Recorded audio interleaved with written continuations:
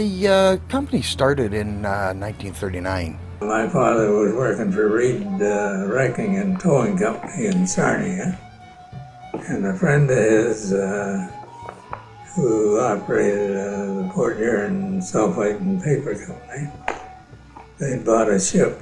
Later on, he expanded by chartering 2 ships from his friend Captain Scott Meisner of the Meisner Steamship Company for carrying pulpwood. Then I went up to the pulpwood with Howard. We were working out of Spanish at that time. Okay. And then Manitoulin Island and right up to the Sioux.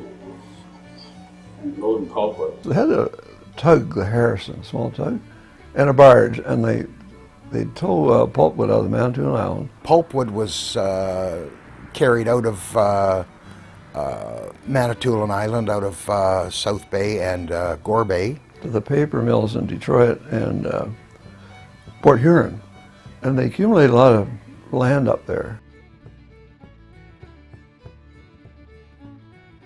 We had 600 acres in at Michael's Bay in the South Shore, and They had reduced their fleet in 1952 and then waited till the Seaway came through and then started up again. Basically, they had tug and barge and 1 small canal-sized ship. For a year we were out of business, but we also bought the 3 barges and tug from Detroit Sulphite, which we operated.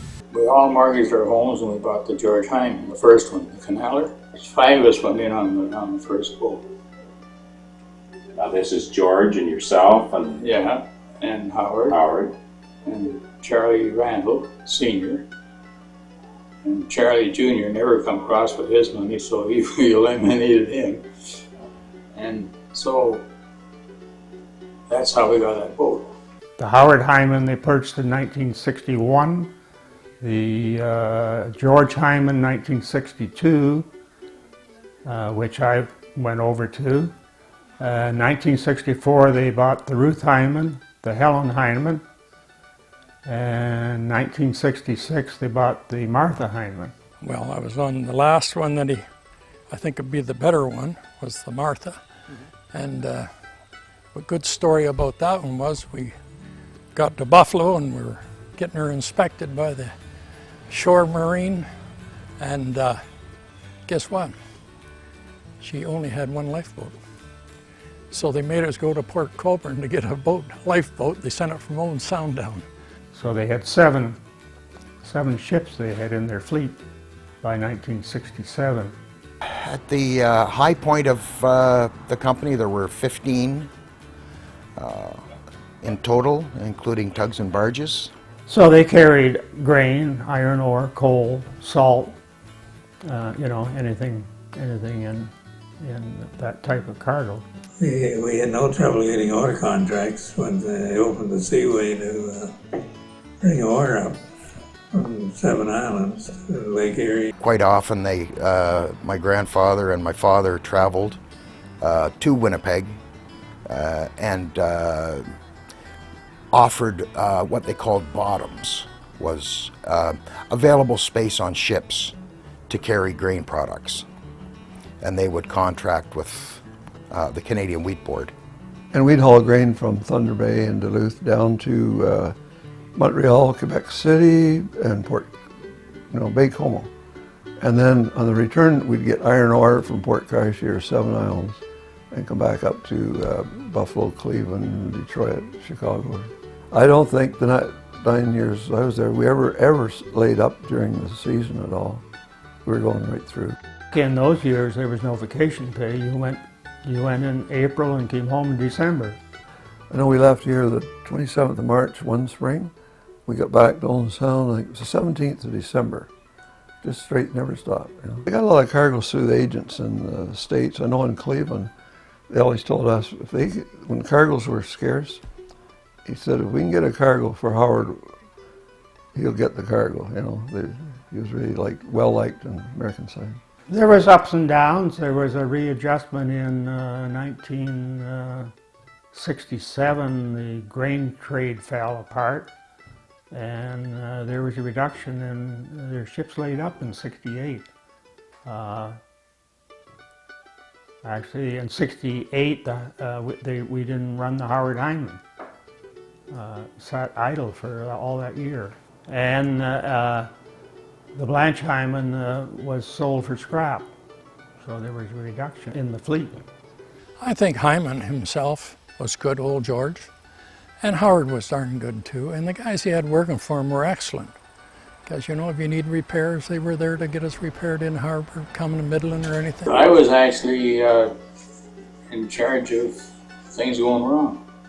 Thing was that you had to, nobody ever phoned you at 2 o'clock in the morning and said things were going right. It was always trouble. I went ashore as, I had the title of Marine Superintendent, but I just thought I was jack of all trades, as it turned out, because we broke ice, we had a machine shop, we did our repair work. Of course, these are old ships that were one step from going for scrap, so you had a lot of with steamship inspection. You had to keep working to keep them more or less what they demanded. And the wintering of the vessels, it provided work for a lot of welders, fitters, doing winter repairs on the vessels. They had a tug they used to break the ice in the harbor and out the bay because we unloaded the ships at the elevator through the winter with storage grain and other company ships that were in Owen Sound at the time. But every time you got a southwest wind, you went out to try to get out in open water and broke the ice from there in and cleared the ice right out of the harbor. We were down to 4 ships in 1971, and I was 39 years old, and I had an idea they might sell or cease operation. I didn't see them selling, I just thought they might cease. The economy was on a real downturn, and shipping was just not a good place to be. I know Parker wanted to retire, certainly. He had more or less retired just before they sold. And Howard wasn't the best of health. My father had wanted to retire early and spend some time traveling with my mother, and unfortunately she passed away in '78. They had pretty good business contracts. And the company they sold to, I believe, more or less wanted their ships because they had Howard had good business contacts. So my father sold the fleet to Quebec and Ontario Transportation.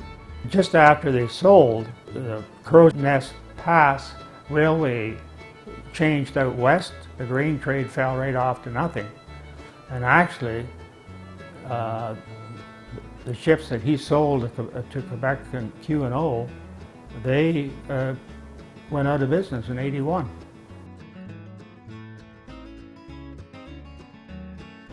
I know I have sailed with several who remember the company quite well. They did a good job for Owen Sound, and they got a lot of people out of here. You could be cooks, you could be firemen, wheelsmen, deckhands, you know, and they hired a lot of Owen Sound people. And I sure went through with a bunch of them, and they were good to work for. They employed a lot of surprising employees, you know. Each ship they carried 20-some people, you know, on each ship. And so with engineers, crew, unlicensed crew and that, it was quite a little business for a small town, you know.